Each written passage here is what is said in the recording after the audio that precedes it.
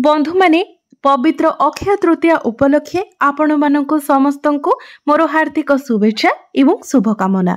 बंधु माने आजिर एही भिडियोटी मेष राशि व्यक्ति विशेष मानक पई बहुत गुरुत्वपूर्ण अटे, कारण एही पवित्र अक्षय तृतीया परठारु आपणक जीवन में एक बहुत बड़ परिवर्तन हेबाकु जाउछि।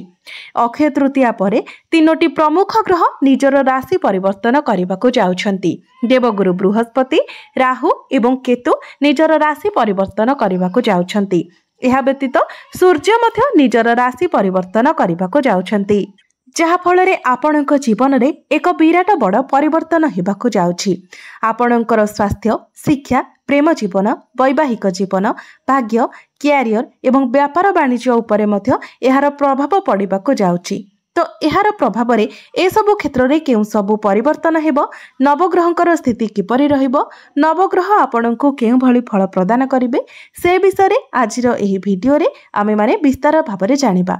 सेथिपाई आपणकर जदि मेष राशि होइथाय तो भिडियोटी को लाइक करी चैनल टी को सब्सक्राइब करिदेबे एवं कमेंट बॉक्स रे भक्ति एवं श्रद्धार सहित जय श्री विष्णु, जय माँ लक्ष्मी निश्चय लिखिबे। तो बंधु माने आसंतु आरंभ करिबा आजिर एही कार्यक्रम को, जहाँ आपणकर जन्म राशि एवं चंद्र राशि उपरे आधारित अटे।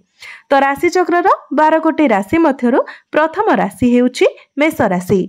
तो बंधु माने मु पूर्वरु आपणको कहि सारिछि जे तीनोटी प्रमुख ग्रह मई मासरे निजर राशि परिवर्तन करबाको जाउछंती। देवगुरु बृहस्पति एवं राहु केतु निजर राशि परिवर्तन करिवे। एहा सहित सूर्य मध्य निजर राशि परिवर्तन करिवे। तेबे 15 मई को सूर्य एवं गुरु निजर राशि परिवर्तन करिवे।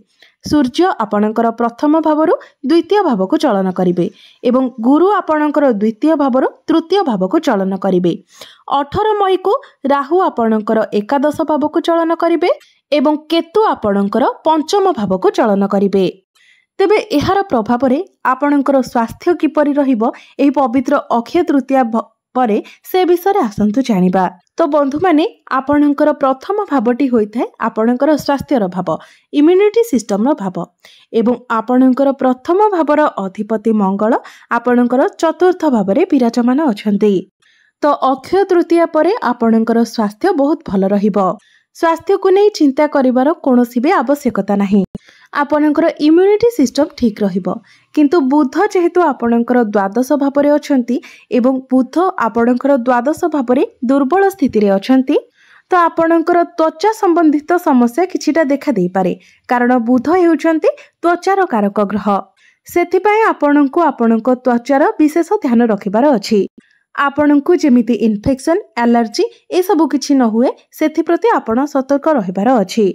एहा व्यतीत आपणकर कोनोसी गंभीर स्वास्थ्यगत समस्या रहु नाही। एबे आसंतु जानिबा आपणकर शिक्षा क्षेत्र किपरि रहिबो एही पवित्र अक्षय तृतीया परे, विद्यार्थी मानक पई किपरि रहिबो एही अक्षय तृतीया परर समय। तो बंधु माने कुंडलीर पंचम भावटी होइथाय आपणकर शिक्षार भाव। आपणकर पंचम भावर अधिपति हेउछंती सूर्य, जे आपणकर प्रथम भावरे विराजमान होछंती एवं 15 मई को आपणकर द्वितीय भाव को सूर्य चलन करिवे। तेबे मई मासरे सूर्यंकर स्थिति बहुत भल रहुछि, अर्थात अक्षय तृतीया परे सूर्यंकर स्थिति बहुत भल रहुछि। तो अक्षय तृतीया परे जदि आपणकर किछि एग्जाम अछि तो सेथिरे निश्चित भावरे आपण कृतकार्य हेबे, सेथिरे आपणको सफलता मिलिबो। आपण जदि कोनोसी फॉर्म फिलअप किंबा एडमिशन करबा पई चाहुछंती सेथिपाई मध्य अक्षय तृतीया परर समय आपणको पई बहुत भल रहिबो। सरकारी क्षेत्ररु मध्य आपणको लाभ प्राप्ति हेबो। आपण जदि गवर्नमेंट रिलेटेड किछि एग्जाम देउछंती तो सेथिरे आपणको अधिक शुभ फल मिलिबो।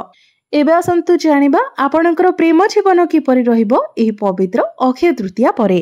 तेबे बंधु माने कुंडलीर पंचम भावटी आपणकर शिक्षार भाव हेबा सहित पंचम भावटी मध्य होइथाय आपणकर प्रेम जीवनर भाव। तो आपणक पंचम भावर अधिपति हेउछंती सूर्य, जे कि आपणकर प्रथम भावरे विराजमान अछंती एवं 15 मई को आपणकर द्वितीय भाव को चलन करिवे एवं आपणकर प्रथम भावर अधिपति मंगल आपणकर चतुर्थ भावरे विराजमान अछंती। तेणु अक्षय तृतीया परे आपणकर प्रेम जीवन बहुत भल रहिबो। मात्र 15 मई पर्यंत सूर्य जेहेतु आपणकर प्रथम भाव में रोचंती तो 15 मई पर्यंत आपण निजर क्रोध उपरे नियंत्रण रक्षा करंतु।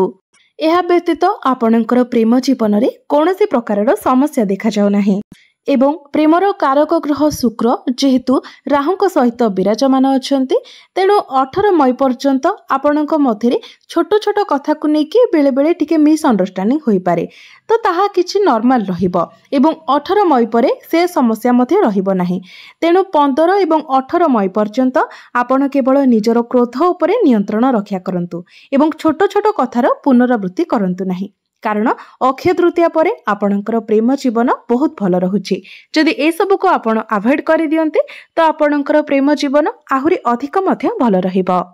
पूर्वरु जदि आपणकर प्रेम जीवन रे किछि समस्या थिला आपणक मध्यरे कथाबार्ता बंद होई जायतिला तो अक्षय तृतीया परे आपण देखिबे से सबुरे समाधान होई जिवो। आपणक मध्यरे पुणी थरे कथाबार्ता हिबो एवं आपणक मध्यरे भल पाइबा मध्य स्ट्रांग हेबो। एबे आसंतु जानिबा आपणकर वैवाहिक जीवन किपरि रहिबो एही पवित्र अक्षय तृतीया परे।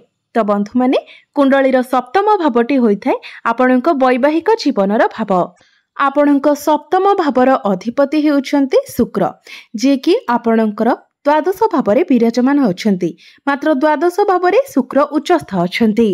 तो एही अक्षय तृतीया परे आपणकर भ्रमण योग बनुछि। आपण निजर जीवन साथी सहित केवाड़े बुलाबुली करने को जाई पारंती। आपण दुई जण मिसी कोनोसी प्लानिंग करि पारंती। आपणकर किछि वैदेशिक गतिविधि होई पारे किंबा आपण निजर जीवन साथी सहित धार्मिक यात्रा मध्य करि पारंती। तेबे शुक्रंक सहित जेहेतु राहु विराजमान अछंती तो 18 मई पर्यंत आपण निजर जीवन साथी मध्यरे टिके मुडी स्वभाव देखिबाको पाइबे। एही समय मध्यरे आपणकर जीवन साथी टिके अलसुआ होई पारंती। से बेले बेले छोट छोट कथारे टिके चिड़ी जाई पारंती। तेबे एसबुर कोनोसी खराब प्रभाव आपणकर वैवाहिक जीवन उपरे पड़िबो नाही कारण 18 मई परे एसबुरे मध्य आपण सकारात्मक परिवर्तन देखिबाको पाइबे। एबे आसंतु जानिबा सबुठारु महत्वपूर्ण विषय वस्तु आपणकर भाग्य क्यारियर एवं व्यापार वाणिज्यर स्थिति किपरि रहिबो एही पवित्र अक्षय तृतीया परे। तो बंधु माने कुंडलीर नवम भावटी होइथाय आपणकर भाग्यर भाव। आपणक नवम भावर अधिपति हेउछन्ति देवगुरु बृहस्पति जे कि आपणकर द्वितीय भावरे विराजमान अछन्ति एवं 15 मई को गुरु आपणकर तृतीय भाव को चलन करिवे। तेबे गुरु जेतेबेले आपणकर तृतीय भावरे गोचर करिवे तो गुरुंकर दृष्टि आपणकर नवम भाव अर्थात भाग्य भाव उपरको रहिबो। गुरु निज गृह को ही देखिबे जहाँ आपनको बहुत अधिक शुभ फल प्रदान करिबो। गुरु सप्तम दृष्टि रे आपणकर नवम भाव को देखिबे अर्थात 15 मई परे आपणकर भाग्य अधिक भल रहिबो। जदि पूर्वरु आपण कोनोसी कार्य को नै किछि प्लानिंग करिथिले कोनोसी आइडिया आपणक मन रे थिला कोनोसी काम पई आपण प्लानिंग करुथिले तो 15 मई परे आपण से सब को आगो को बढ़ाई पारिबे एवं से सबरे आपणको सफलता मध्य प्राप्ति हेबो। 15 मई परे आपण कोनोसी शुभ मांगलिक कार्य करि पारंती कोनोसी बड़ इन्वेस्टमेंट करि पारंती आपण किछि नूतन जिनिस किणा किणी करि पारंती कोनोसी नूतन कार्यर आरंभ मध्य आपण करि पारंती। एहा व्यतीत गुरुंकर दृष्टि आपणकर एकादश भाव उपरे मध्य रहिबो।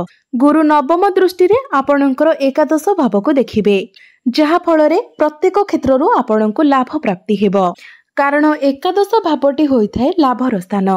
चाकरी क्षेत्र रे आपणको प्रमोशन मिली पारे एवं जदि आपण व्यवसाय करूछंती तो व्यवसाय क्षेत्र रे मध्य आपणको लाभ प्राप्ति हेबो। आपणकर डेली इनकम बढ़िबो आपणकर फाइनेंशियल ग्रोथ हेबो। एबे आसंतु जानिबा आपणकर कैरियर किपरि रहिबो एही पवित्र अक्षय तृतीया परे। तो बंधु माने कुंडलीर दशम भावटी होइथाय आपणकर कैरियर भाव। तेबे आपणकर दशम भावर अधिपति हेउछन्ति शनि जे कि आपणकर द्वादश भावरे विराजमान अछन्ति एवं 18 मई पर्यंत शनि राहुंक सहित विराजमान रहिबे जहा फलरे 18 मई पर्यंत आपणकर दशम भावरे श्रापित दोषर निर्माण हेउछि। सेथिपाई 18 मई पर्यंत आपणको निज कैरियर रे सतर्क रहिबार अछि। तरबरिया भावरे आपण आपणकर कैरियर को नै कोनोसी डिसिजन नियंतु नाही किंबा कोनोसी कार्य मध्य करंतु नाही।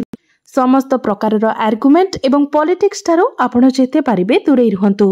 श्रापित दोष कारण आपण निज क्यारियर रे फ्रस्ट्रेट होई जिवे। तेबे 18 मई पर्यंत आपण को ए सबुरे कंट्रोल करिवार अछि। 18 मई परे आपण ए सबुरे सुधार देखिबा को पाइबे। मात्र जेहेतु आपणकर शनि 7.5 आरंभ हो सारी तेणु कार्यभार आपणक उपरे अधिक रहिबो। आपणक उपरको रेस्पॉन्सिबिलिटी अधिक आसीबो। तेबे बड़ कथा हेउची जदि आपणक कुंडली रे शनि भल स्थिति रे थांती तो एहा द्वारा आपणको अनेक क्षेत्ररु लाभ प्राप्ति हेबो। आपण सफलता आडको गति करिवे, उन्नति आडको गति करिवे। किंतु शनि जदि आपणको कुंडली रे खराब स्थिति रे थांती, नीचस्थ थांती तो आपणको टिके अधिक प्रेशर रहिबो एवं आपणको टिके स्ट्रगल मध्य करिबाको पड़िबो। एहा व्यतीत शनि आपणकर द्वादश भावरे थिबा हेतु कार्यक्षेत्र रे परिवर्तनर चिंताधारा मध्य आपणकर मन को आसीबो। आपण आपणकर कैरियर के नै लॉन्ग ट्रैवल करि पारंती, विदेश यात्रा मध्य करि पारंती। तेबे आपण जे कोनोसी क्षेत्र रे कार्य करूथांतु ना काहेकि 18 मई परे आपणकर कार्यक्षेत्र रे आपण सुधार देखिबा को पाइबे। तेबे 18 मई पूर्वरु आपण जेते पारिबे आर्गुमेंट एवं पॉलिटिक्स थारु दूरे रुहंतु। तरबरिया भावरे कोनोसी डिसिजन नियंतु नाही किंबा कोनोसी कार्य मध्य आपण करंतु नाही। एवं बिजनेस कथा जदि देखिबा तो अक्षय तृतीया परे आपणकर बिजनेस एवरेज रहिबो। कारण व्यापार वाणिज्यर कारक ग्रह बुध टिके दुर्बल स्थिति रे अछंती, किंतु शुक्रंकर स्थिति भल रहिछि। शुक्र उच्चस्थ अछंती, तेणु बिजनेस रे आपणको मिश्रित फल प्राप्ति हेबो। तेबे बिजनेस को नै आपणकर खर्च किछिटा बढ़ी पारे। तेबे बिजनेस रे जदि आपणकर किछि प्लानिंग अछि तो 18 मई परे आपण ताहा करंतु। आपणको पई समय भल रहिबो। एहा व्यतीत आपणकर खर्च मध्य अधिक देखा जाउछि, तेणु खर्च उपरे मध्य आपण नियंत्रण करिबा उचित। तो बंधु माने एबे आसंतु जानि नेबा किछि विशेष प्रतिकार विषय रे, जे प्रतिकार गुडिक करिबा तरा जहा किछि अशुभत्व रहुछि से सब खंडन होई जिवो एवं आपणको अधिक मात्रा रे शुभ फल प्राप्ति हेबो। तेबे बंधु माने शनि देवंकर दुष्प्रभाव को कम करिबा पई आपण प्रत्येक दिन शनिकर बीज मंत्र 108 थर जप करंतु। प्रत्येक दिन आपण हनुमान चालीसार मध्य पाठ करंतु। एहा सहित प्रत्येक दिन आपण चंद्रमांकर बीज मंत्र मध्य 108 थर जप करंतु एवं प्रत्येक दिन आपण उदित सूर्य को तंबा पात्र रे जलार्घ्य अर्पण करंतु। निश्चित भाव में समस्त अशुभत्व गुड़िक खंडन होई आपणको अधिक मात्रा रे शुभत्व प्राप्ति हेबो। तो बंधु माने आपणकर जीवन मंगलमय हेउ, एहा ही ईश्वरंक निकटरे मोर प्रार्थना। धन्यवाद।